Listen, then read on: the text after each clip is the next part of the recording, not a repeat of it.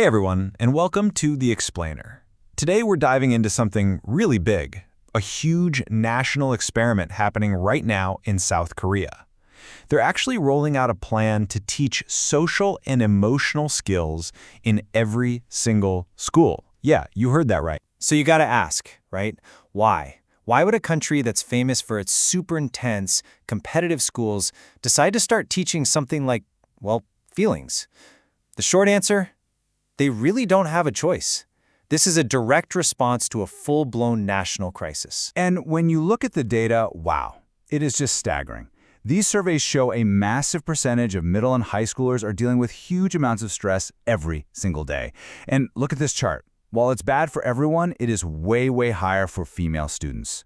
We're not just talking about normal teenage angst here. This is a deep, widespread problem that's affecting an entire generation. And that stress, it leads to the most devastating outcome you can imagine. Get this, since 2011, the #1 cause of death for young people in South Korea, we're talking kids and young adults from age 9 all the way to 24, has been suicide. Let that sink in. That one absolutely tragic fact is the real reason behind this massive shift in education. This quote from a Korean educator just says it all. When students' hearts are hurting, the teacher's heart hurts too. It perfectly captures the human side of all these statistics. It's this shared sense of pain that has finally pushed the country's entire education system to say, okay, enough. We have to do something. It's not just about grades anymore, it's about the actual well-being of these kids. So, what's the plan? How is South Korea actually tackling this? They're going all in on a nationwide program for social and emotional learning, or what's often called SEL. Think of it as a systematic national effort to build mental and emotional resilience in students right from the get-go. Okay, so what is social and emotional learning, really? I mean, it's a bit of a mouthful. While the idea's been around for decades, it basically boils down to this: teaching the fundamental skills we all need to just navigate life. It's like the missing instruction manual for your own mind. You learn how to manage your emotions, understand other people, and make good, responsible choices. It's all about building a healthier foundation for the rest of your life. Now, even though Korea's official program is set to launch nationwide in 2025, this idea isn't new. Not at all.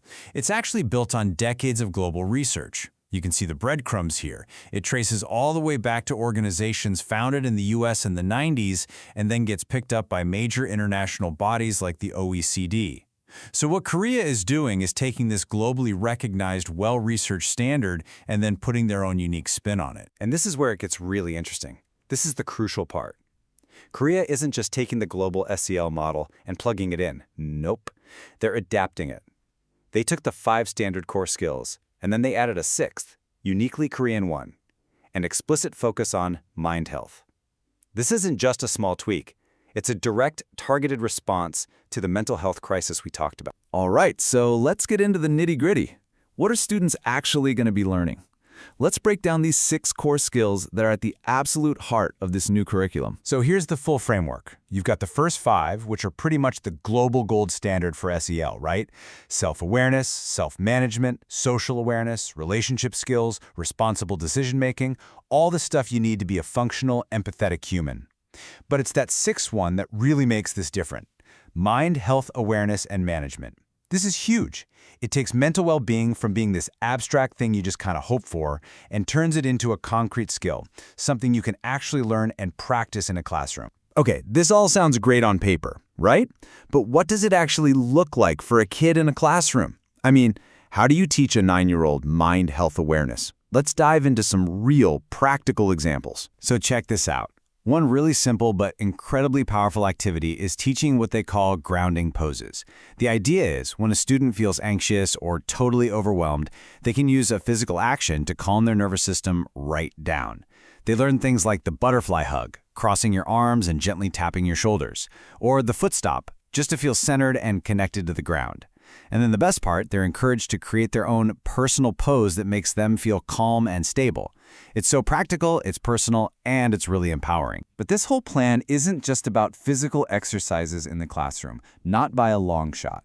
A massive part of this national strategy is all about using modern educational technology, or edutech, to support students' emotional growth on a huge scale. And one of the flagship tools they're rolling out is something called the AI Mind Diary. It's basically an app where students can write daily journal entries, totally private, and AI then reads and analyzes their writing to spot emotions, offer some feedback, and even provide supportive messages. It's like giving every single student a private, non-judgmental friend they can talk to, anytime, 24/7. So here's the breakdown of how it actually works. A student writes about whatever's on their mind. The AI scans it for key emotions and themes, and it can even create a word cloud so the student can literally see a picture of their feelings. Then, a little chatbot pops up with some empathetic feedback. But here's the real genius part for teachers. They get access to an anonymized, class-wide emotional dashboard. This gives them a bird's-eye view of the classroom's overall mood without ever violating a single student's privacy by reading their diary. Of course, this Mind Diary isn't the only tool like this out there. And when you compare it to another popular app, ClassDojo, you see this really fascinating difference in philosophy. The AI Mind Diary is all about private, internal self-reflection, with an AI as your guide. ClassDojo, on the other hand, is more about public, external behavior, with a teacher giving out points.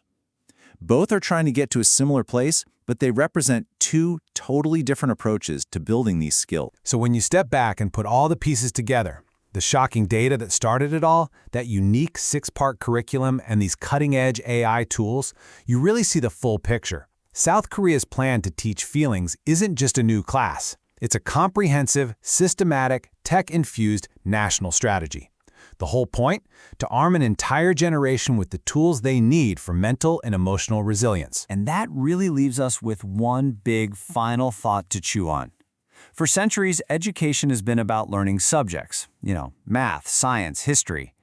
But what if the most important subject we could ever teach our children is themselves?